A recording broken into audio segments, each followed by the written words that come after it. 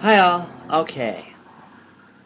Uh, let's start with this. I have 16 tattoos. I have 12 piercings, and I have one implant. I've gotten a whole bunch of body mods. I'm a body mod enthusiast. I'm really into that. There's a lot of reasons for that. There's the release it gives me. There's the fact that it prevents me in the dark time from doing something to hurt myself because I've made myself more beautiful. There's the fact that it is a control over my body. It's the fact that it's artwork that I put on myself. And it's the fact that it's, to me, one of the ultimate ways of expressing my freedom. That I am free to change my body at my whim. I mean, without even transition brought into it. And I have an urge to. It's something I greatly enjoy.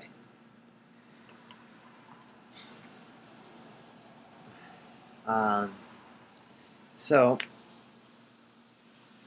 this was brought up because I went online today, and I saw an ad. I don't pay attention to sports, but I saw something about what was it?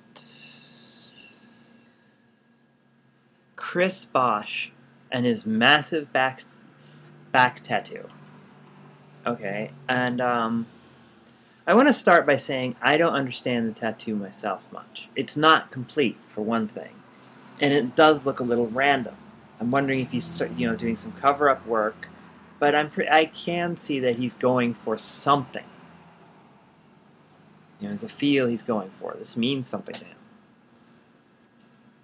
and so he's getting a very large tattoo made, and yet people are taking his choice of what he wants to do with his body and ripping him apart. The guy who wrote it, let's see, 20 years worth of Sturgis motorcycle rally tats. Take a freaky look.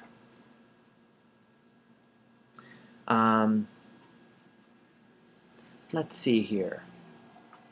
We shouldn't blame the rich and bored for acting rich and bored, but it's better than having a huge messy breakfast or something. I mean,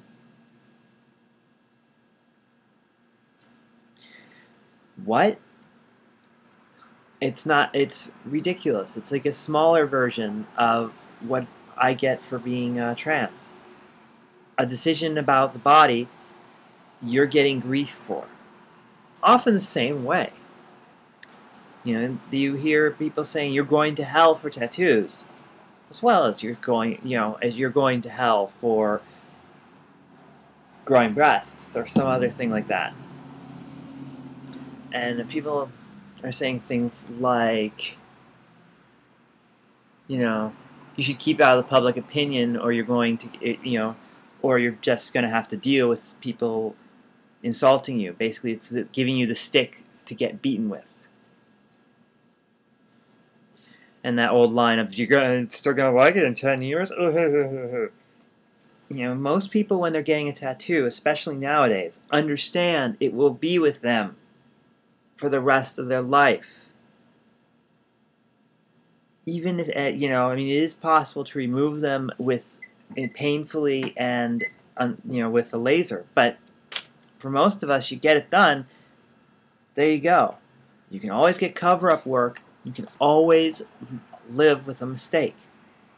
People do things like this themselves all the time. It's not just body mods. One guy even said, now listen to this, one guy even said, a fool in his mind is soon parted, and I guess he's going to get himself some bling and a grill for his mouth. And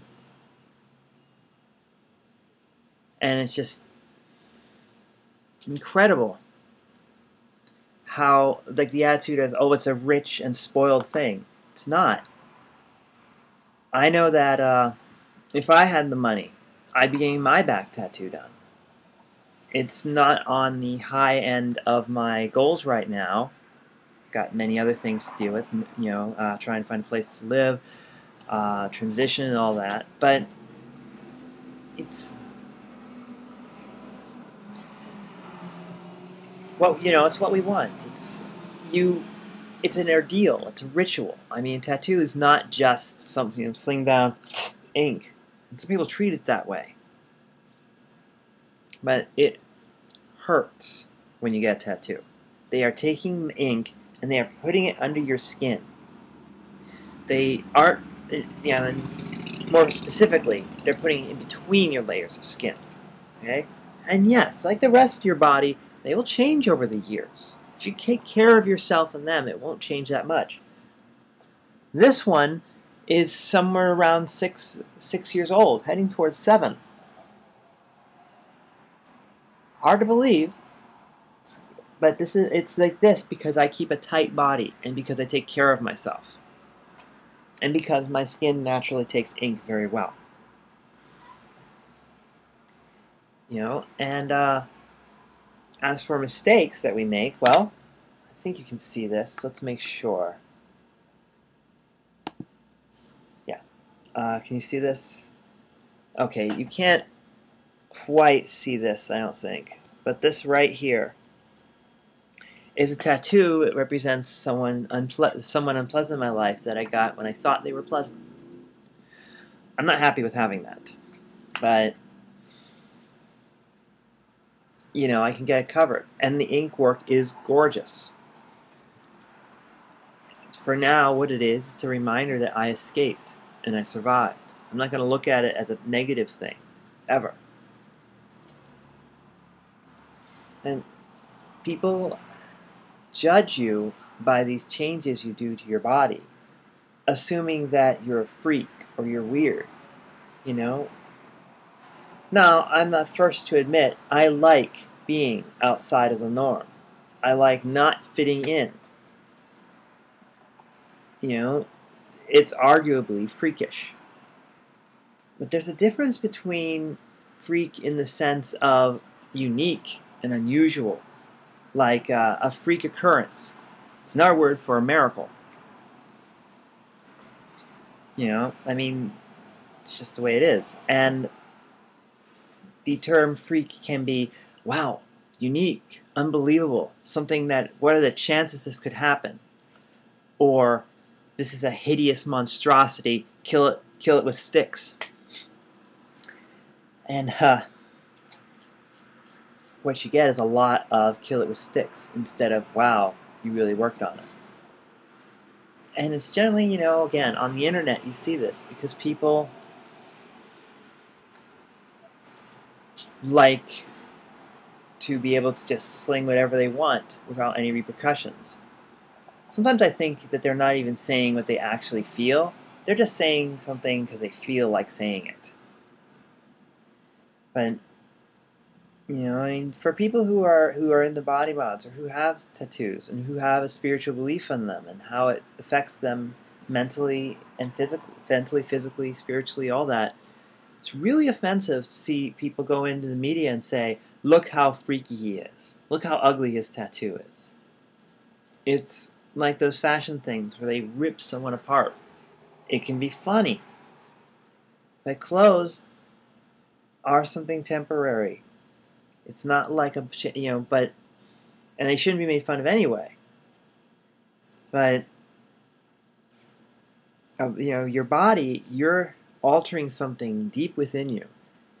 Before I go any further, I want to say I'm not innocent of judging people. I'm not innocent of, ever going, that person looks ridiculous. We all do it. The best thing to do is to admit you do it and to try not to do it, or to do it and then, realize you're sounding ridiculous and stupid and then get on with your life. Continue being a good person. Don't judge others and don't judge yourself when inevitably you judge someone else. Just get over it. This really brought up a lot of emotion to me because it's just, people ripping apart And one guy said something, it's like a tattoo KKK. You know, if you don't like tattoos, don't get one. And yeah, there you go. If you don't like a tattoo, you don't have to get one. Because one of the first things you always hear, I never do it. And it's like, fine. You don't need to tell me about it. The good news is you don't have to get one if you don't want one. It is extraordinarily aggravating to have to deal with the constant bullshit of you're going to go to hell for some body art. You know, this is going to happen to you. That's going to happen to you. You're never going to get jobs. They're going to judge you entirely on art, on exploring who you are in your skin.